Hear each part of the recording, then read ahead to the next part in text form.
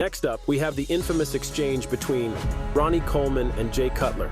While most of the incidents we've discussed involved physical confrontations or medical emergencies, one of the most memorable moments of competitors losing control on stage came in the form of a verbal exchange that perfectly captured the intensity and psychological warfare that can occur between elite bodybuilders. The confrontation between 8-time Mr. Olympia champion Ronnie Coleman and his persistent challenger Jay Cutler represents one of the most quotable and defining moments in bodybuilding history. The setup for this legendary exchange occurred during the height of Coleman's dominance in the early 2000s. Ronnie had already established himself as perhaps the greatest bodybuilder of all time, with multiple Mr. Olympia victories and a reputation for incredible size and conditioning that seemed to set him apart from all other competitors. Jay Cutler, meanwhile, had emerged as Coleman's most consistent and serious challenger, placing second to Ronnie in multiple Olympia competitions and growing increasingly confident that Coleman's reign was approaching its end. I have great respect for Ronnie, but people say this guy is unbeatable, and I don't agree with that. Everyone's beatable on a certain day, and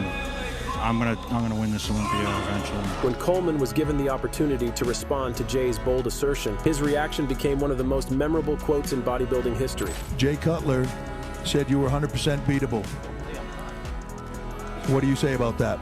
I say Jay Cutler's smoking crack. He ain't in his right mind. Coleman's response was shocking in its directness and crude language, representing a complete departure from the usual diplomatic responses that, champions typically give when discussing their competition. Coleman's decision to respond with such inflammatory language suggested that Jay's challenge had genuinely gotten under his skin and provoked a reaction that went beyond normal competitive confidence into personal offense. Coleman's harsh response gave Ronnie extra motivation and validation that his challenge was being taken seriously. Rather than being dismissed or ignored, his assertion that Coleman was beatable had provoked such a strong reaction that the champion felt compelled to respond with personal attacks rather than simply confident dismissal. Ultimately, Jay Cutler's prediction proved accurate. Despite Coleman's dismissive response and continued dominance in the short term, Cutler did eventually defeat Coleman to win the Mr. Olympia title, validating his claim that even the greatest champions are beatable on the right